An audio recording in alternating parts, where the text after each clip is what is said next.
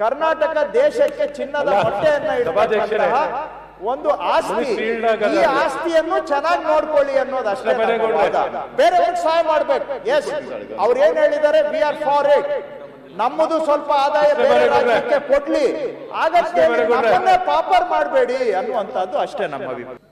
ಮೇಷ್ಟ್ರು ಕಡಿಮೆ ಬಂದಿರೋನ್ಗೆ special class ಬಿಟ್ಟ ಮೇಲೆ 5 ಗಂಟೆ ಆದ್ಮೇಲೆ ಬಾಪ ನಿಮ್ಗೆ ಇಂಗ್ಲಿಷ್ ಹೇಳ್ಕೊಡ್ತೀನಿ, ಮ್ಯಾಥ್ಸ್ ಹೇಳ್ಕೊಡ್ತೀನಿ, ಇದು ಡಲ್ ಅಂತ ಮಾಡೇ ಮಾಡ್ತಾರೆ.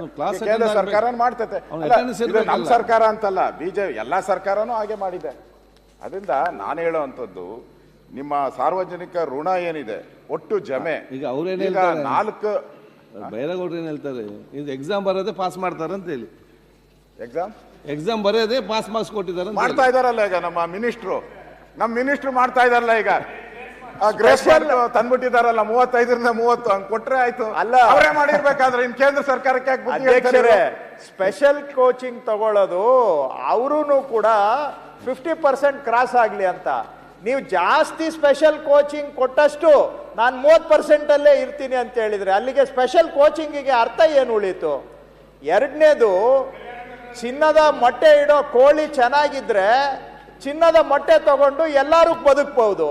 ಚಿನ್ನದ ಮೊಟ್ಟೆ ಇಡೋ ಕೋಳಿ ಕತ್ತನ್ನೇ ಇಸಿಕ್ಬಿಟ್ರೆ ನಾಳೆ ಎಲ್ಲಿಂದ ಉತ್ಪಾದನೆ ಆಗ್ಬೇಕು ಆದಾಯ? ಚಾಣಕ್ಯ ಏನ್ ಹೇಳ್ದ, ದುಂದುಬಿ ಯಾವ ತರ ಹೂವಿನ ರಸ ಇರುತ್ತೆ ಆದ್ರೆ ಹೂವನ್ನ ಕೊಲ್ಲೋದಿಲ್ಲ, ಆ ರೀತಿಯಾಗಿ ತೆರಿಗೆ ನೀತಿ ಇರಬೇಕು ಅಂತ ಚಾಣಕ್ಯ ಹೇಳ್ದ. ನೀವು ಯಾವುದು ರಸ ಕೊಡ್ತದೆ ಅದನ್ನ ಪೂರ್ತಿ ಹಿಂಗೆ ಇಸಿಕ್ಬಿಟ್ರೆ ರಸ ಎಲ್ಲಿಂದ ಬರುತ್ತೆ? ಕರ್ನಾಟಕ ದೇಶಕ್ಕೆ ಚಿನ್ನದ ಮೊಟ್ಟೆಯನ್ನ ಇಡತಕ್ಕಂತಹ ಒಂದು ಆಸ್ತಿ. ಈ ಆಸ್ತಿಯನ್ನು ಚೆನ್ನಾಗಿ ನೋಡ್ಕೊಳ್ಳಿ ಅನ್ನೋದು ಅಷ್ಟೇ. ಬೇರೆಯವ್ರಿಗೆ ಸಹಾಯ ಮಾಡ್ಬೇಕು. ಎಸ್, ಅವ್ರು ಏನ್ ಹೇಳಿದ್ದಾರೆ, ವಿ ಆರ್ ಫಾರ್ ಇಟ್. ನಮ್ಮದು ಸ್ವಲ್ಪ ಆದಾಯ ಬೇರೆ ರಾಜ್ಯಕ್ಕೆ ಕೊಡ್ಲಿ, ಆಗಷ್ಟೇ ನಮ್ಮನ್ನೇ ಪಾಪರ್ ಮಾಡಬೇಡಿ ಅನ್ನುವಂಥದ್ದು ಅಷ್ಟೇ ನಮ್ಮ ಅಭಿಪ್ರಾಯ. ಸನ್ಮಾನ್ಯ ಸಭಾಧ್ಯಕ್ಷರೇ,